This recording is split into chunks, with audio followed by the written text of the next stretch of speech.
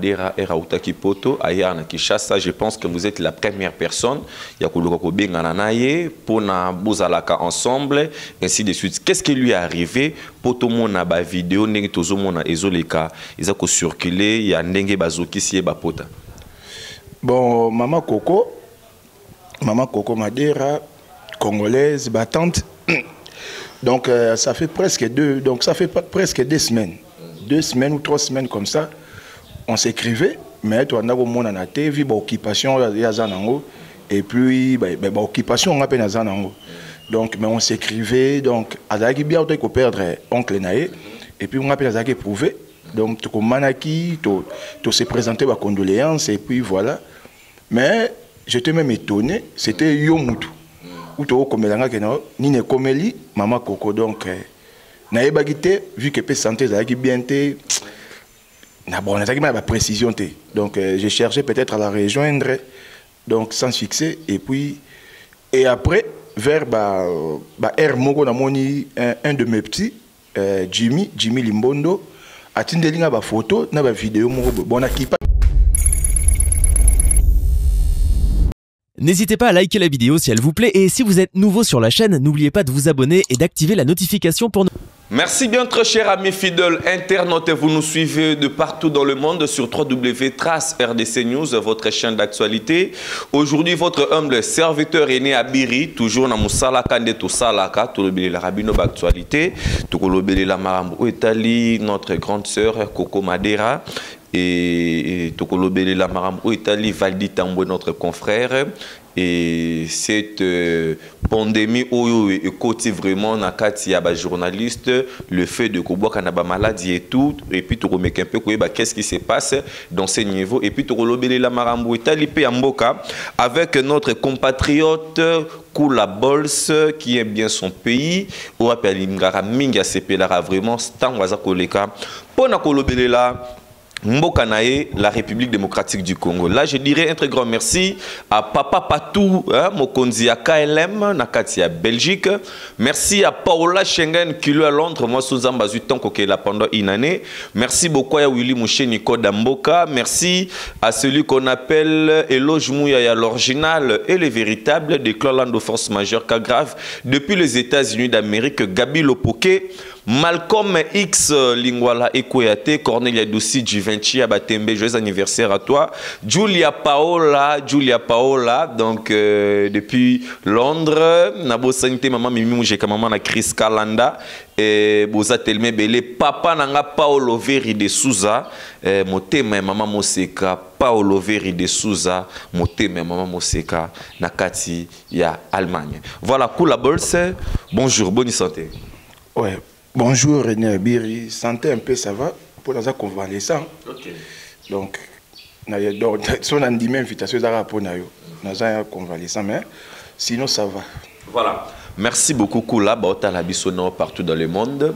Toko Tambamon Nakatsa Masolo Nabiso, Boni Basangoya Coco Madera. Coco Madera Erauta Kipoto, Ayana Kishasa, je pense que vous êtes la première personne. Yakuloko Bengananaye, Pona Bozalaka ensemble, ainsi de suite. Qu'est-ce qui lui est arrivé? Poto mona ba vidéo, nenge tozo mona ezoleka, ils ont circulé, il y a nenge bazoki siye bapota. Bon, Maman Coco Madera, congolaise, battante. Donc ça fait presque 2 semaines. 2 semaines ou 3 semaines comme ça. On s'écrivait, mais on a mon TV, occupation et puis occupation on appelle Zanango. Donc mais on s'écrivait, donc Azaki bien on perdre oncle Naé et puis on appelle Azaki prouvé. Donc tout manaki, tout se présenter aux condoléances et puis voilà.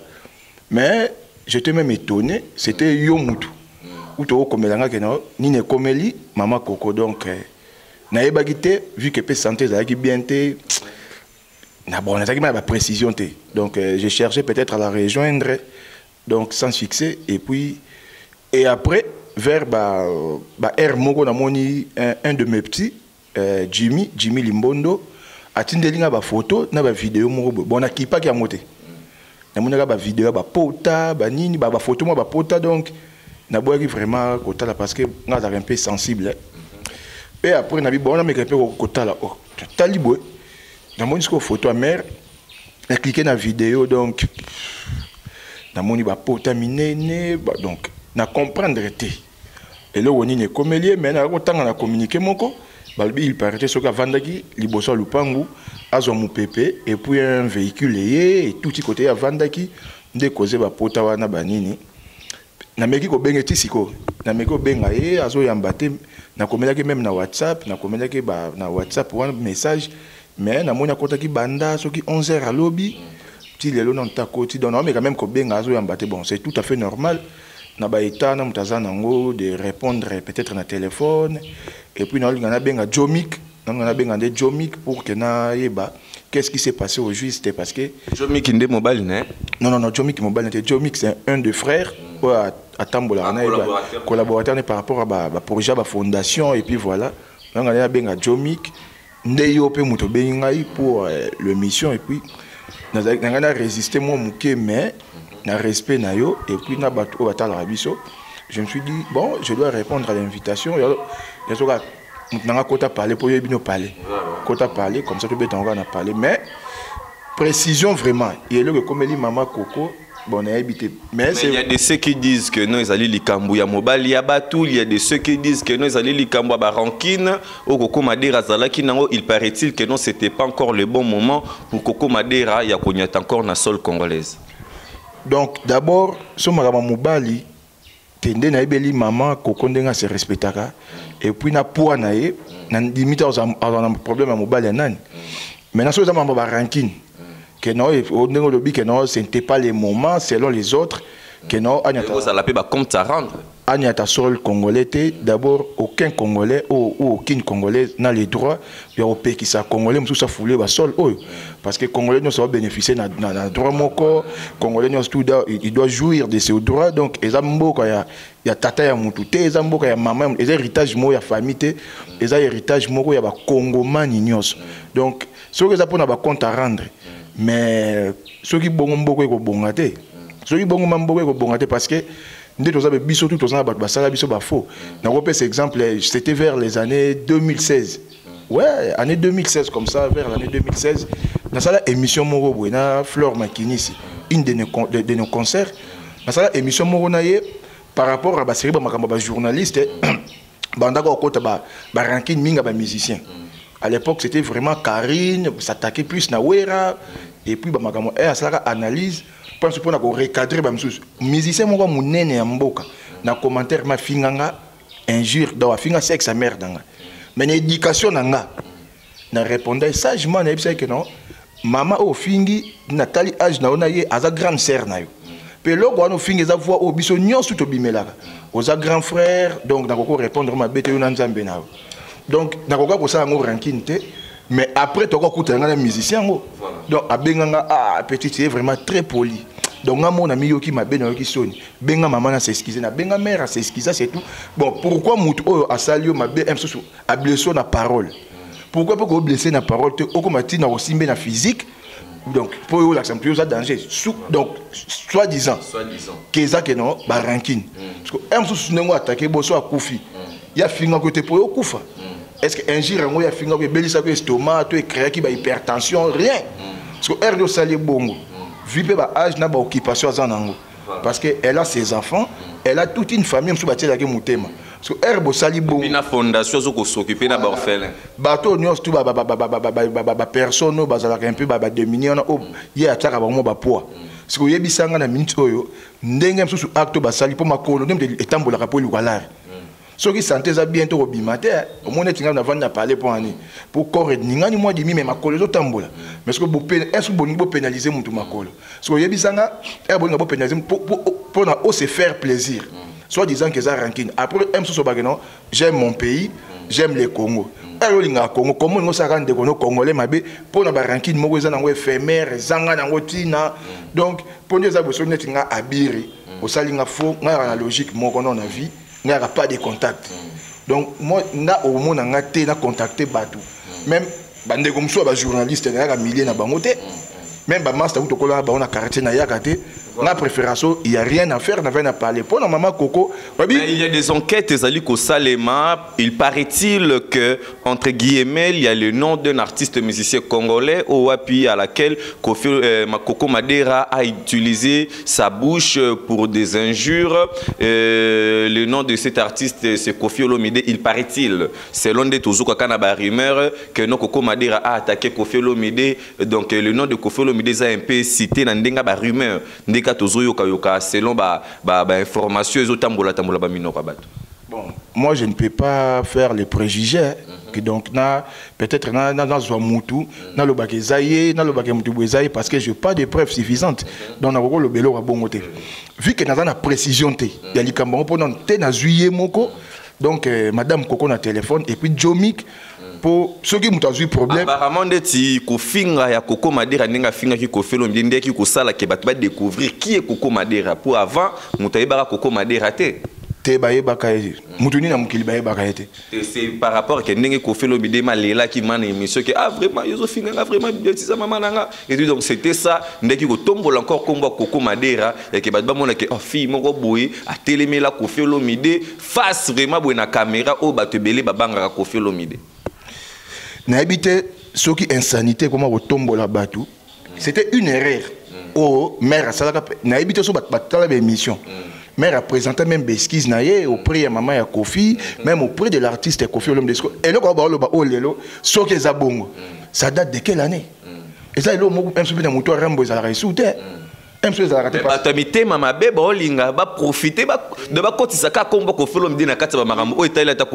faut jamais qu'on profite même si qu'on salir un grand nom comme Kofi Olomide il ne faut pas qu'on profite parce qu'il y a une limite dans le token na stade combien d'injures rentrent en gros na stade donc un moment pas chèque na victoire à Sengola grand prêtre tangala on na mba wa niati yango so on a bombe la chèque na n to ranking mobo donc chèque comme finga ki bon donc na tinga injure yango. Donc, on a comment on a une question d'éducation, une immoralité. Voilà. Merci beaucoup, c'est cool là. Merci, bien répondu à la question concernant Maman Nabiso Coco Madera. De bonnes guérisons et de cœur avec vous. Et tu aussi, on a une image.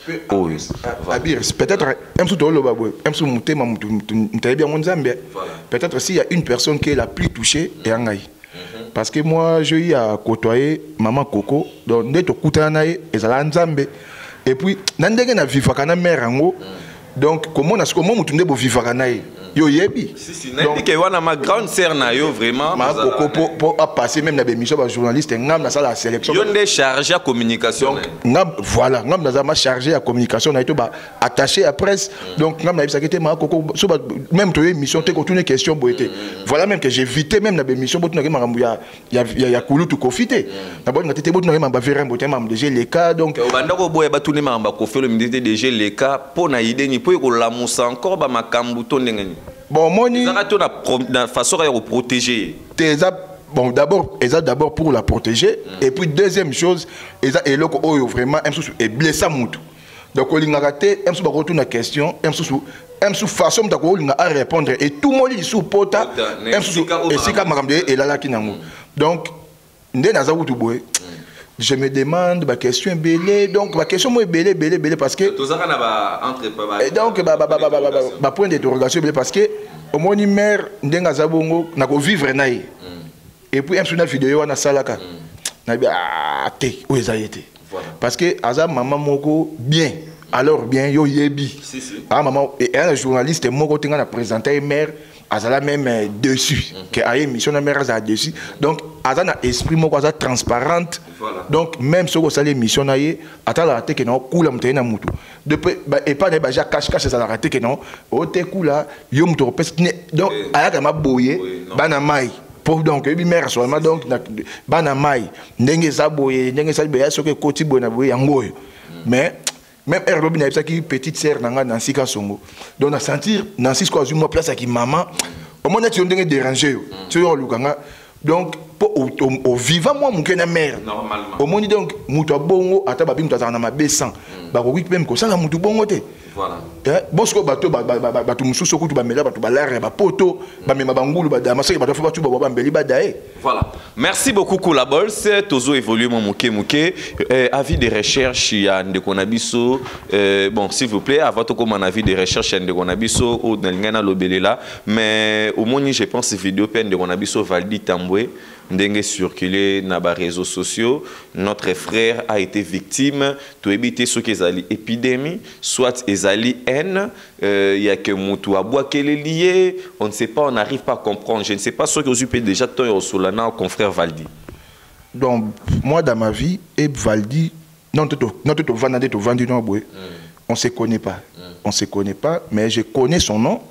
Par rapport à Nini, parce que nga nazara trop aime sur la émission na apprécié mais toujours temps solaté mais dans mon vidéo ça m'avait vraiment touché et touché parce que c'est un frère, c'est un jeune donc Nathalie maladie wana nande ba bazolo ba soit disant ba bois qu'elle parce que moi je côtoie peut-être dans un ranking dans monde oyo pour la monde à tout ça la ranking na nini yo na yo nga nanga donc nga mo soki na okoka kosisa mamna ngate e bongo donc na okosilisa ngate e bongo yo nde na osilisa yo donc na evitaka ba ranking na linga na kozabe na mona vidéo wana et ça là nga vrai mais na mona bazo tanga o mutu bwe mutasali bwe mutu bwe mutasali na mituni siko question moko na bon internet en mona ndenga vrai et na mutu moko te o ma donc avanda kabwe na moi moko na poto ba boakele pe mbonga kangisi be koki pe même 5000 balles même sur 2000 et comme raté et comme raté parce que jalousie en gros et ça pour mutasali 100000 vies ba vie en gros ba 5000 vies et en gros ba l'arte donc mutu moi peut-être na mona quand sur internet en gros donc à part les autres na bi na kanyo sur exceptions à la ben monsieur bazana bona ba car ba pena ba parler na bango ba vivra bien les restes to lire soka ba mapa na biso to mata na biso ba moto na biso to mata na biso ba catch na biso donc to la ndam ndinga la na et donc je ne pense pas que mutu moko gondi mamona malheur moninga na état au Valdi azali donc eza siko eloko mobe o nazolo ba même yo abire et les autres et ça faut ba ça la appel ya conscience donc faut ba que non nde to zabela mukili abire mutu nyos tout muta sepela na yo même si quand on a dit crêpe na yo lit no bien bona mbati na yo mutu so po na ye kaka momi mo apporte muta boire la qui te ezaka mutu mo muta sala na côté na Gabon kaka même si ko côté no ka maila mona mubalo ko tika mo Gabon na busu melo busu jano wana o côté na kana be bandeli o baki ba plan o baki ale o côté rebu bazua mona ba circulage corps peut aimer la bona ba beauté na yo robert appelé vandi muta mo ka oh c'est que bata poto batinde ba kilo parce que c'est la haine net ngabwe jamais to zona ba haine bato poto parce que yana mutu moko te na poto banda musali internet to mo msapi na tinde da kula 1 kilo elamba na senga bango ngote et le côté po un d'abord bato ba boa kaka ngana boka nga bango te bato bango ba koto yaka ngana koto yaka bango te côté bango ba vandaka ngana vandaka te donc na sala un peu école na ngamoko na idéologie na ngamoko donc même neveu na ngai mérode des fois so to vana pesa que conseil ya vie ngai na lukaka mutu te oyi ba jaro bato bazaka ba madiembela na kangama na biri poza na succès ayoka kaka biri na luka biri te na boza ba succès no 100 oza au top bravo na tema yazaka na scène o garder ka position na ngana ngasko nde bato bayaka vernga mama mutaye mais est-ce bayaka ba dake no mutu nda zaboye analogique ne moko tala déjà mona kitambo esprit is kitambo donc ndoya kula mambo on se comprend donc peta banyarka on se comprend peta ba seke ma parampara peta ba vienne ba PDG kakela sur la nation avant dit esprit na ezaka idéologie avec kula mambo wa tikela kanyarka petit nanga grand bouliste atankale oyo kolonga pas de contact na n'importe qui donc na contact na n'importe qui ça la raté pouvoir ou rébellion voilà et voilà merci beaucoup Kula pouvoir ou rébellion donc c'est quelque chose de bien et alors l'ancien patron de l'ANER Kalev au appui où ils allaient le roi deuxième invitation ba invité na bandeko na biso bazali ko kangape mikolo pe bazali ko landelela. Donc, ils ont dit deuxième invitation. Première invitation s'est présentée. Deuxième invitation s'est présentée. Balancer Siko, avis de recherche. Mon tout comme on a lancé patron de l'ANER, Kalev Akangaye. Tout est bité. Maman, na rectifier za mutu tuté eza ba service ou eza compétent et ba lancer bon za rapport na ba refus procureur même chose ba convoquer ba tindou l'invitation pour ou y a devant justice ou donc au faire face na ba biloko oza accusé ba mambaji koko ba fundi ba muyambo bazali na 470 quelques plaintes mais 50 ba lobby ba biso tokeli mais 420 personnes ba tika le rolongola bango ndenge. Bon, moi, toi, bah, Congolais, à moins que aux mon esprit mort, parce que moi, j'ai des amis, j'ai des petits, aux bah, victimes, et au Kangana Aner, illégalement, dans la petite, dans mon métier, à bêta 3 mois dans Aner. Pour Nanini, à Zara na moto, à zo bima cortège à Calais, veiller les casques, et tomba, frein brisqué. Est-ce que on a mis les logos, ils ont tout à Aner 3 mois. Donc, ceux qui coco na bangota, qui n'a pas moni coco, moba lemba, avec le landela, donc Calais va le bas, oh, tu qui n'a pas fumé le bacacho, va goûter pécha comme un sou qui m'endef. Même la moto n'a ni mon en raté. Mais Calais va tchara molar, pécha bima beta 3 mois, ba master n'a pas tout le moto n'est ça la raté. À nevo les encore, il polin.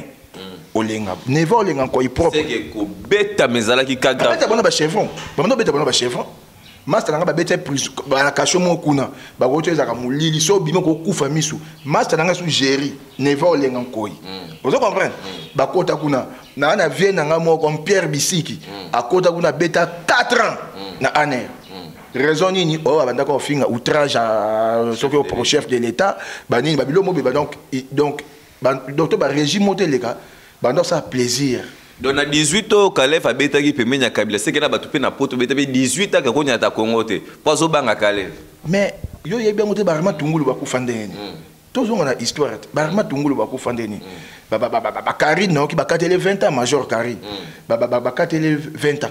Mais écoute les amouké parce que Rossi Mukendi, oh ya Akufara dans février, je crois le 25, na petite sœur na ngama ya commune. Vu que ngana dit qu'il y a Kitambo, petite sœur na so Thérèse Kapanga l'aspirante. Akufa ba beta ba bou portant, ba beta ba petite na so ya ba Kingawa Hussein Ngando. Ba petite so kufa liboso Sevinia, ba petite ba pona ba lingwala. Donc ba toana ba batouté. Donc boma bana batu ba venir Jérusalem petite na Hussein Ngando attend même à peine ya au décrocher diplôme. Bou bal petite daï.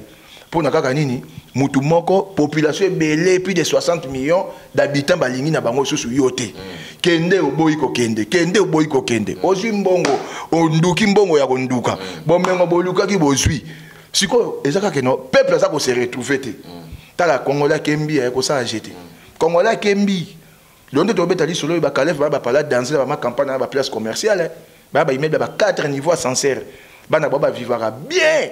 Parce que Aner est à raté et à service qui monte pour nous quand ça parce que ceux qui te se rappelaient bien à père son âme papa Henri Thomas Lokondo papa Henri Thomas Lokondo era snip vraiment era snip Aner est remplaçant snip sera maréchal bakanga je me rappelle bakanga 3 personnes ba ina bango bou na bureau bazo tonga chef de l'état Henri Thomas Lokondo à Kota à l'époque à Redoc à Kota brou à Tuni.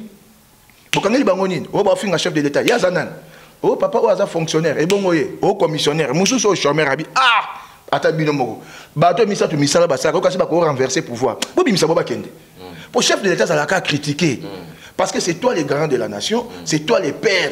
Ce ko yebisa bana ba dami bien te na parler ba condamner, ba no ba tanga raté. Ba condamner na. Parce que e bongo ce que yo papa le ki moko boy, o ma ko nyoko la bana ba finga papa.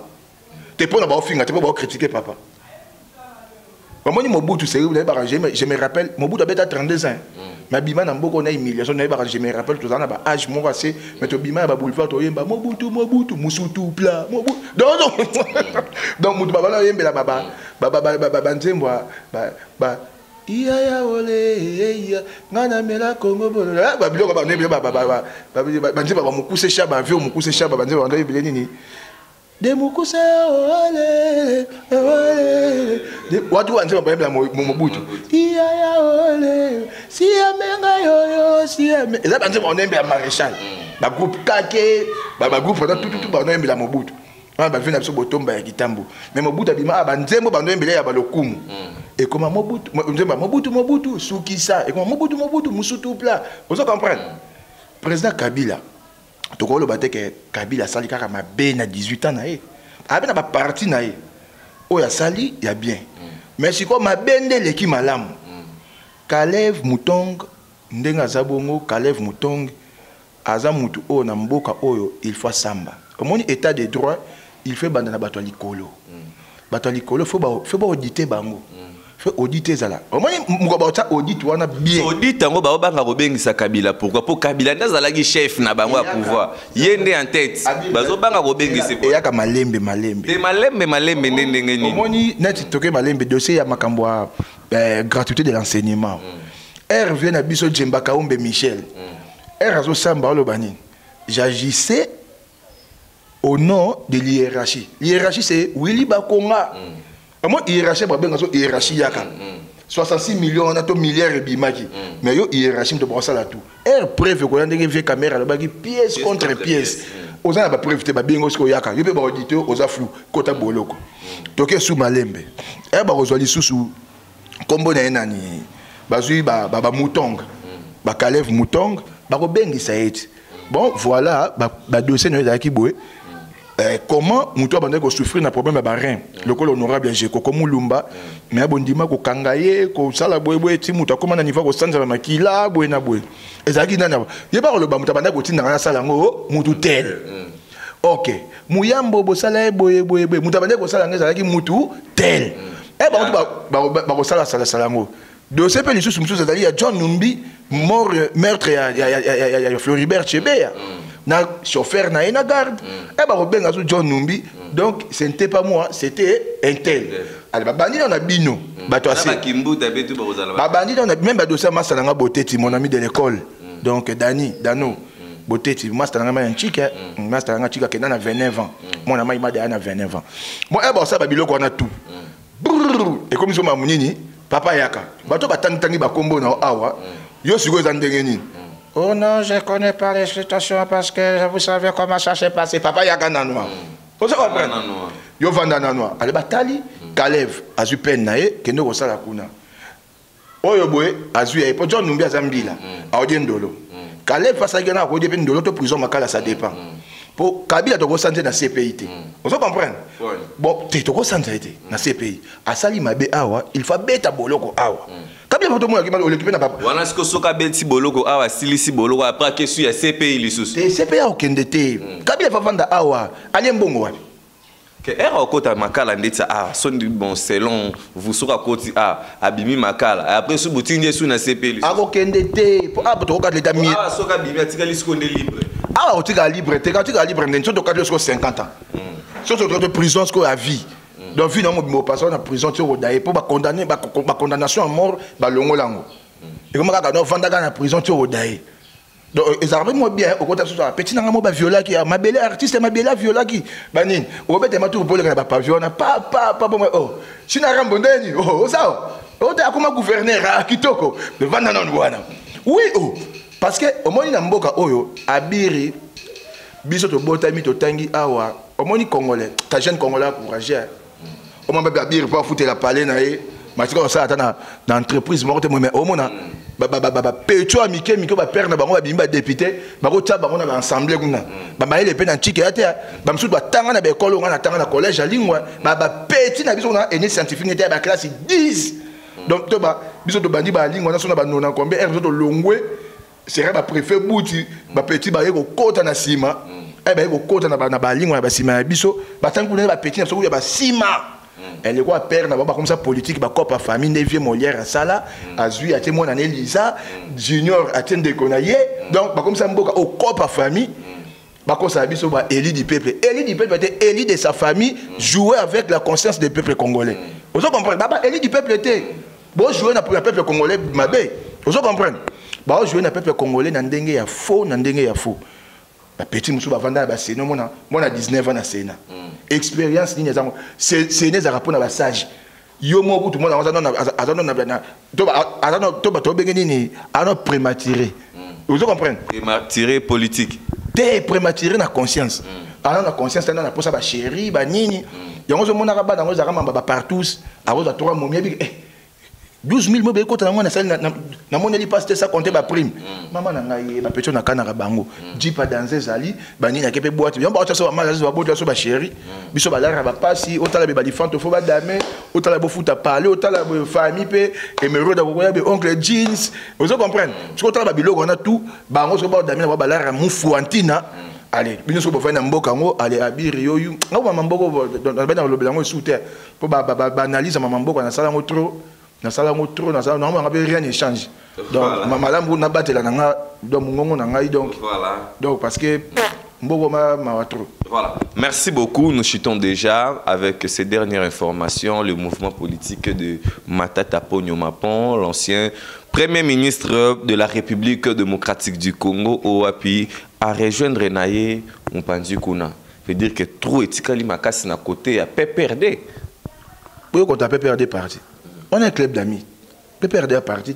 Tout d'abord, on a PPRD idéologie à Kabila Zaranini, bino ni souci les Zaranini pour na PPRD rien. On est un club d'amis. Moi, tu as camarade, camarade Chadari, camarade Mova. Et un club d'amis. PPRD a parti. PPRD a parti. Donc, basali ba stratégie tout. Félix Tshisekedi m'a déjoué bango. FCC, Front commun des corrompus. Donc, nous avons dit FCC et la Félix champion du Congo. FCC. Oh! Donc, c'était la prophétie. Donc, il a dit FCC, FCC, oh, Front commun, ceux qui posent les Congo. Ah, bisous, bah, Congo, talibé. Oh, bah, fait Makila Bazakuna. Bah, fait Chibala. Pendant un bon combat, on est salamate locataire comme Premier ministre. Abir n'a pas poto avant comme Premier ministre, il faut avoir CV. À la même chose, maire, il y a Paris. À comme il y a ministre provincial. À m'attaquer l'économie parce que Sarkozy, on a ministre qui est intérieur, si je ne me trompe pas. Macron, à son économie. Pour Sarkozy à l'époque, à son ministre, je crois, il y a défense ou comme ça. Venez à donner pas que beau. Ah, bon, mon assima papa, bêta mundele, Sarkozy, m'tazongi c'est a. Et venez m'tazongi c'est a Sarkozy, il veut donner pas que beau. Bazami n'a vu Lambert, Lambio. Au moins, ah ouais, ça au moins, on va bima. Donc, c'est vrai, moi, par rapport à ce Premier ministre, bon, mon accueil, Azalaka ministre, mon cas démissionnaka, Azalaka député, ça va, bon, à comment ça va. Mais bien sûr, bon, combattant à IDPS, Momina Baoteka Mikate na super. Vraiment, batambola makolo, alors vivre, beau-frère et beau-fils, n'aime pas d'ailleurs, poids, mbalama Premier ministre. Premier ministre, à côté de Nganandako. Pour baïbi 400 000, Premier ministre, c'est trop.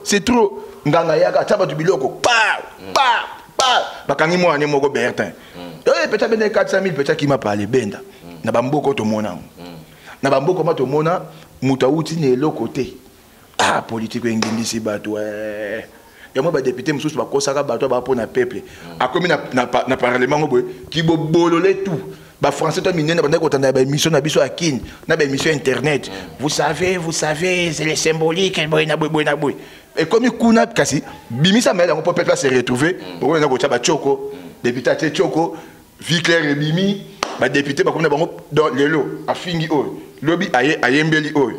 Donc yo monade tala ba journaliste oyo kaka ba ndio so ba journaliste ba vena biso ba journaliste belé ba mati parlement au monde ba vena ba bourrique si politique tika ba politicien tout le monde a été pour ça il faut ça la politique le quoi journaliste ni yoye bien que na politique a changé nga regretta ko nde ba vena ta niveau nga ba na ba ndenga faute niveau ba ndeko croire na ve Daniel Saf na ve Mike Mukebai d'abord bravo na Christelle Vwanga momi wana fi wana même si on a momi on a bravo Christelle Vwanga wa funa là y vraiment ça va donc à Garda moi ni bien sûr Daniel Safou donc après ça Daniel a ça il passe à Joseph Kabila flair il y a cadeau d'anniversaire voilà vous ça un problème ça un problème député yo mo qui journaliste mais le Daniel Safou a comment contre les journalistes journaliste a tourné question à Sili que sa journaliste imbécile na ko corriger tout de suite.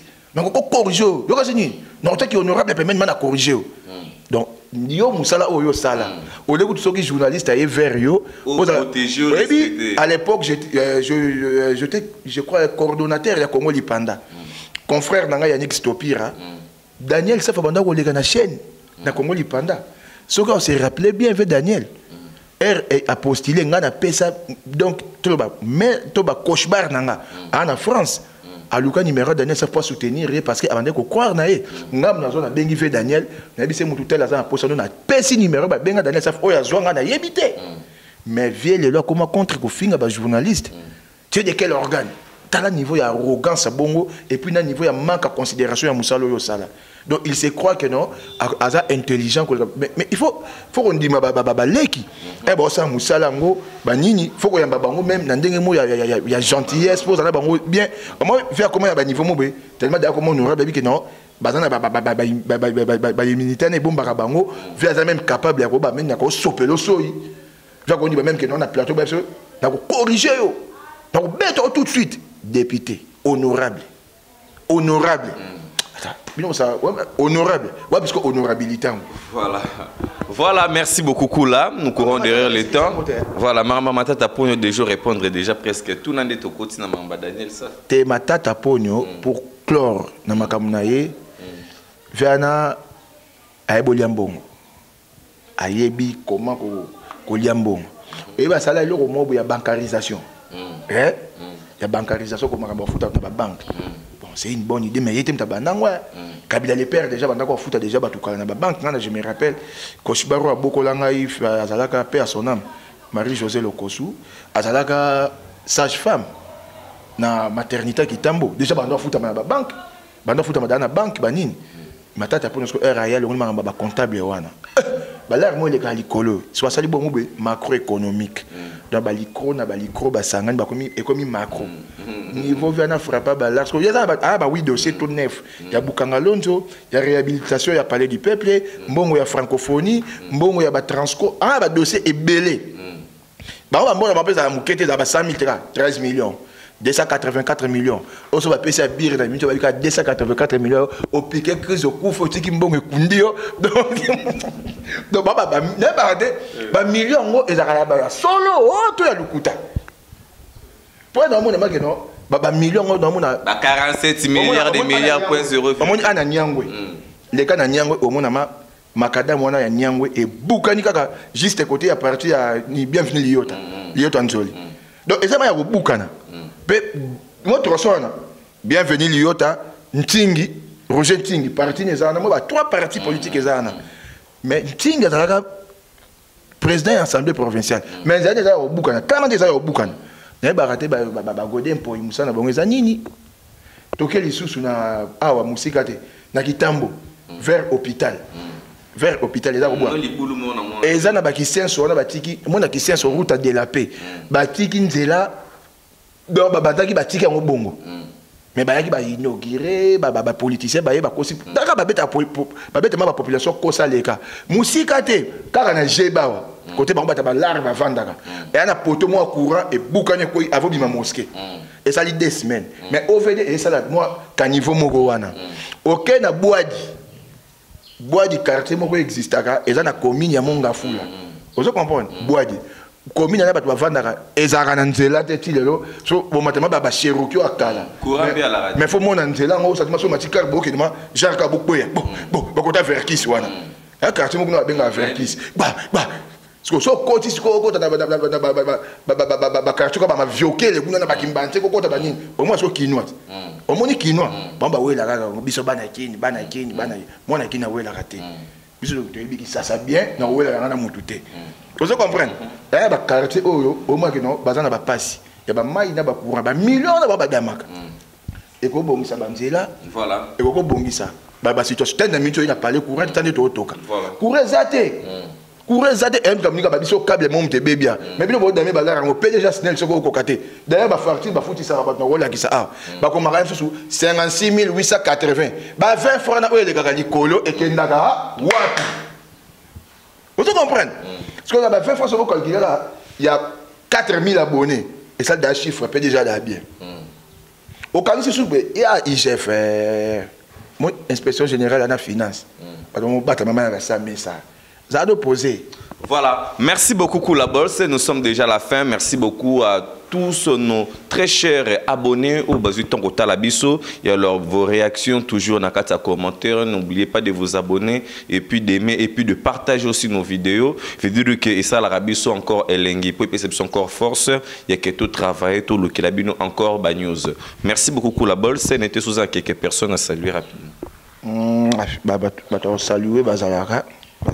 Mais dernier message donc il y a relancé dans les Congolais d'abord Congolais to lingana ba Congolais to lingana na mutema mobimba Et puis Madame Coco Madera, je suis de Caire, avec vous maman. Donc, tout ça là, préjugé. Tout ce qui est moko. À ça la justice, parce que la justice divine est à moi bien.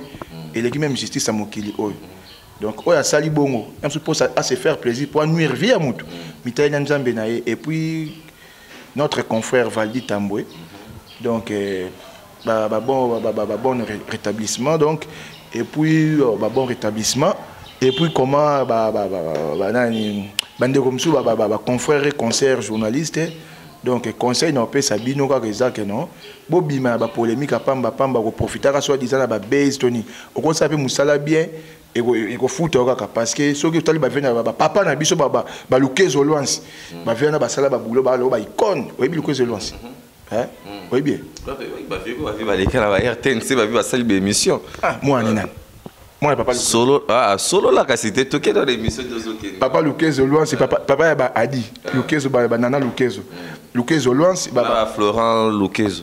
Papa ya bango donc papa na dans ba journaliste mo ba sala ba makambo danser au tali ba papa lukuku sample ba vena biso ba manda chebwa ba mbui bwe ba cherry pindi ba grand charisme ya problème ke non na mona ba polémique ba sœur mami tout le monde ba c'est-à-dire que c'est la professionnelle qui démontre les niveaux. Voilà le professionnalisme et au sala musala nango et puis ba sala ba exploit biso ce que to ba futilité ba biloko ya ko flatter ba flatterie.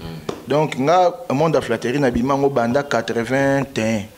So na zo qu'on a 81 na bota maïté. So na bima dans monde wana. Donc, era conception dans zalarate. Siko autant la polémique ndé. Siko yo babilo que ça que non ba tu photo ba to lingana to zala bien. So lingana abir de vrai, zala ne vrai, cause la vraie faute. Donc faut pesa kama image. Olingaka birité l'accès ma face.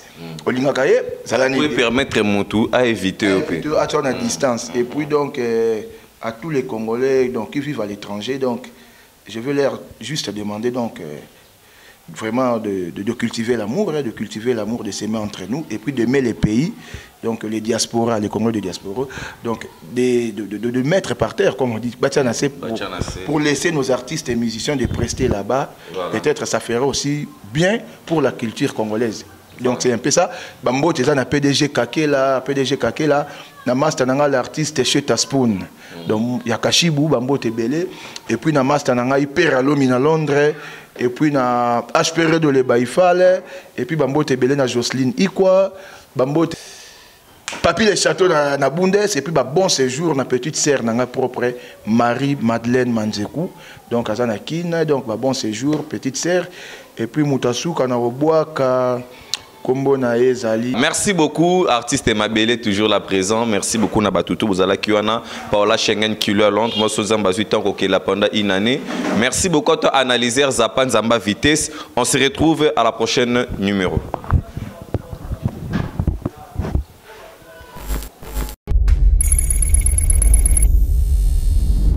N'hésitez pas à liker la vidéo si elle vous plaît et si vous êtes nouveau sur la chaîne, n'oubliez pas de vous abonner et d'activer la notification pour